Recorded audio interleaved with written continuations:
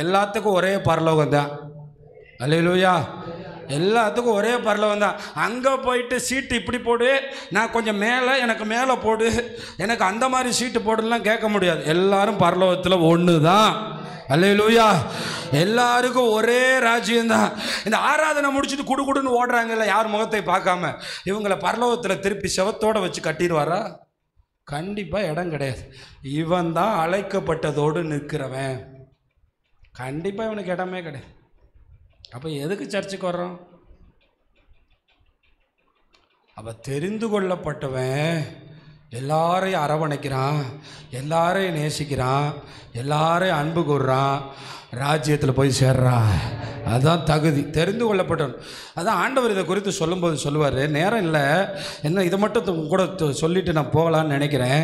ஆண்டவர் என்ன சொல்கிறாருன்னா, ஒரு உவமை சொன்னார். என்ன உவமை தெரியுமா? இதோடு முடிச்சுட்டு அடுத்த வாரம் பார்ப்போம்.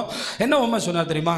யாராவது இப்போ நீங்கள் சொன்னீங்கன்னா உண்மையிலே நீங்கள் வசனம் படிக்கிற விசுவாஸ், நானே திராட்சை செடிங்கிற உவமையை இயேசு எதுக்கு சொன்னார்?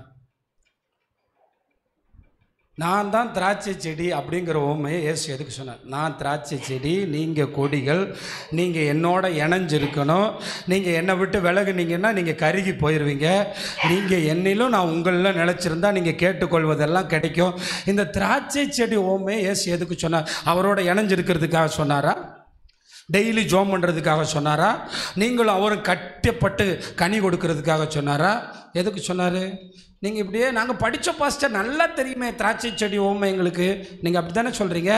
எதுக்கு சொன்னாருன்னு எதுவுமே பார்க்குறதில்ல. இவ்வளவு நாள் அந்த 11ஆம் மணி வேலை ஓமை எதுக்கு சொன்னாருன்னே தெரியாது. முறுமுறுக்கக்கூடாதுன்னு சொன்னார், எல்லாரையும் ஏற்றுக்கொள்ளணும்னு சொன்னாருன்னே தெரியும். ஆனால் வசனத்தை எழுதி தள்ளிடுவோம்.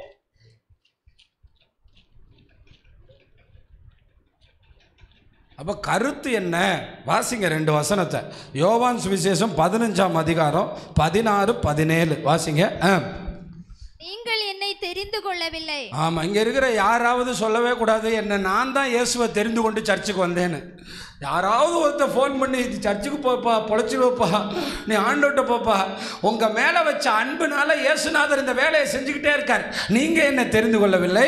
நான் உங்களை தெரிந்து கொண்டேன். நான் உங்களை தெரிந்து கொண்டேன். நீங்கள் என் நாமத்தினாலே, நீங்கள் என் நாமத்தினாலே பிதாவை கேட்டுக்கொள்வது எதுவோ, பிதாவை கேட்டுக்கொள்வது எதுவோ அதை அவர் உங்களுக்கு கொடுக்கத்தக்கதாக, நீங்க என்ன கேட்டாலும் ஆண்டவர் உங்களுக்கு கொடுக்கத்தக்கதாக, நீங்கள் போய் கனி கொடுக்கும்படி. நீங்க ஞாயிற்றுக்கிழமை கூட்டம் முடிஞ்ச போய் மட்டன் கறி வாங்கி குழம்பு வைக்கிறதுக்கு இல்ல, கனி கொடுக்கவும், உங்கள் கனி நிலைத்திருக்கும்படிக்கும், உங்கள் கனி நிலைச்சிருக்கும்படிக்கும் நான் உங்களை ஏற்படுத்தினேன். நிறைய பேர் பாத்தீங்களா, அந்த ஜனவரி 1ஆம் தேதி பொருத்தனைலாம் எழுதி டைரியிலலாம் எழுதி எல்லாம் வச்சிருவாங்க. அது எப்படி தெரியுமா இருக்கும்? எங்க வீட்டில் ஒரு மாமரம் இருந்துச்சு, அந்த மாமரத்தில் ஒரே ஒரு காய் வந்துச்சு. நான் டெய்லி போய் பார்த்துக்கிட்டே இருப்பேன், நல்லா இருக்கா, வந்துருச்சா, வளர்ந்துட்டியா, வளர்ந்துட்டியா, லைட்டா வளர்ந்து மார்ச் மாதம் கீழே விழுந்துருச்சு. அட்டா அட்டா அட்டா.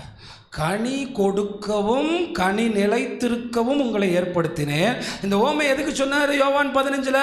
அடுத்த வசனத்தை பாருங்க. நீங்கள் ஒருவரில் ஒருவர் அன்பாயிருக்க வேண்டும் என்று வாசிங்க. இவைகளை உங்களுக்கு கற்பிக்கிறேன். டெய்லி ஜோம் பண்ணணும்னா இப்போ தெரியுதா? அப்போ என்ன, நான் காலையில் 6 மணிக்கு தோட்டத்தில் வேலைக்கு வந்துட்டேன், அவன் சாயங்காலம் 5 மணிக்கு வந்தான். தம்பி கம்ப்யூட்டர் தெரியலையா தம்பி, வா நான் போட்டு தரேன் எப்படி பில்லு போடுறதுன்னு. அதை கொஞ்சம் டைப் பண்ணினா அந்த நேமில் நேம் போட்டுக்க. ஆமாம் கொஞ்சம் கொஞ்சம் எனக்கு தெரியும்டா, நான் இங்கே 10 வருஷமாக வேலை செய்கிறேன், நான் சொல்லித்தரேன், என்னை கேட்டு பொழைச்சிக்க, நீனும் பரலோகம் வந்துடு. அல்லேலூயா.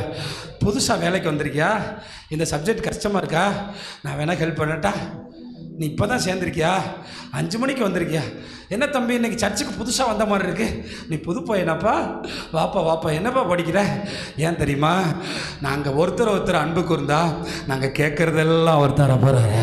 கைத்தட்டுங்களே. அல்லேலூயா. ஆமாம், இங்கே எத்தனை பேர் சொல்கிறீங்க கேட்டுக்கிட்டே இருக்கேன் பாஸ்டர், அவருக்கு கேட்கவே மாட்டேங்குது. அவருக்கு கேட்காம இல்லை, உங்களுக்கு கேட்கல. இவ்வுலகத்தின் தரித்திரரை ஐஸ்வர்யவான்களாக்கும்படி கர்த்தர் சபையிலே அவர்களை தெரிந்து கொள்ளவில்லையா? அல்லேலூயா. அப்போ நான் என்ன சொல்கிறேன்னா, யார் ஒருவர் 5 மணிக்கு வந்தாலும் 4 மணிக்கு வந்தாலும் எப்போ வந்தாலும் நான் அவனை நேசிக்கிறதுக்கு என்னை ஒப்பு கொடுக்குறேனோ நான் தான் தெரிந்து கொள்ளப்பட்டவன். அல்லேலூயா. நான் அதனால தான் முடிவு பண்ணிட்டேன், ஆண்டவரை படித்தவனோ படிக்காதவனோ பைத்தியக்காரனோ யார் உள்ளே வந்தாலும் நான் ஏற்றுக்கிறேன் ஆண்டவரை, நீங்கள் என்னை ஏற்றுக்கிட்டதுக்கு ஸ்தோத்திரம். அல்லேலூயா. யார் வந்தாலும், பிச்சைக்காரன் உள்ளே வந்தாலும் நான் ஏற்றுக்கிறேன். ஒரு ஆமேன்னு சொல்லுங்கள். நான் இந்த ஏரியாவிலேருந்து புவனேஸ்வரி பைத்தியம் முடிச்சு தான் வரும். ஒரு குடும்பம் மாதிரி வரும். திங்கக்கிழமை வரும், செவ்வாய்க்கிழமை வரும், அங்கேருந்து வரும். தண்ணி குடிச்சிட்டு போவா, நேராக வீட்டுக்கு வரும் மேலே ஏறி. ஆமாம், அது உரிமையாக தான் வரும். இப்படி சில பேர் வருவாங்க. ஏன் தெரியுமா? அந்த அம்மா ரட்சிக்கப்பட்டா அங்கே 100 பேர் ரட்சிக்கப்படுவான்.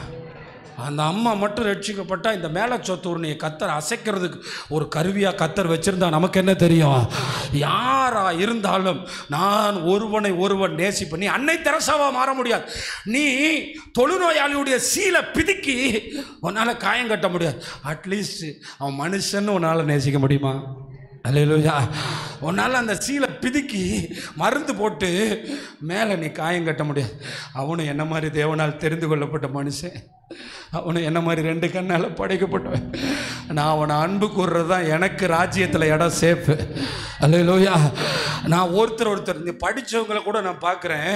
சில பிள்ளைங்க வந்து மேலே உட்காந்துருக்கு, நீங்கள் கீழே உட்காந்துருக்கு. கட்டி பிடிச்சி அன்பு கூர்ந்து அவனை முன்னிலைப்படுத்தி, நீ 10th நல்லா படி, நீ 12th, இங்கே யாருமே இல்லை. ராஜ்யத்தில் தெரிந்து கொள்ளப்பட்டவனாக இருந்தால் யார் வந்தாலும் மோட்டிவேட் பண்ணி உற்சாகப்படுத்தி முன்னேற்றி, ஆண்டவரே இந்த பிள்ளைங்க சபைக்கு கத்தர் கொடுத்த பாத்திரம், இவனை தூக்கி விட்டு நாங்கள் வருவோம், நாங்கள் உட்காருவோம், ஒரு ஃபேன் பக்கமாக பார்த்து கீழே உட்காருவோம், போயிடுவோம். கடைசியில் நியாய தீர்ப்பில் நிற்கும் போது சொல்லலாம், சர்ச்சுக்கு போனியா? ஹோலி லைஃப் சர்ச்சா? சர்ச்சுக்கெல்லாம் போனியாடா? பரிசுத்த வாழ்வு சபைக்கலாம். கடைசியில் என்னடா பண்ண? அது எங்கள் சர்ச்சுக்கு வந்தால் யார் முகத்தையும் பார்க்க மாட்டேன், யாரோடையும் பேச மாட்டேன். நான் கொஞ்சம் உச்சம், நான் கொஞ்சம் பெரிய ஆள். இந்த காலை வேளையில் கர்த்தர் உங்களோடு பேசி கொண்டிருக்கிறார்.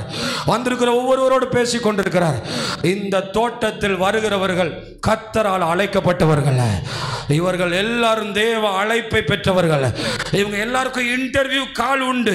இவங்க எல்லாரும் அழைக்கப்பட்டு இங்கே வந்திருக்கிறாங்க. இவங்க எல்லாரும் தேவனுடைய சொந்தங்கள்.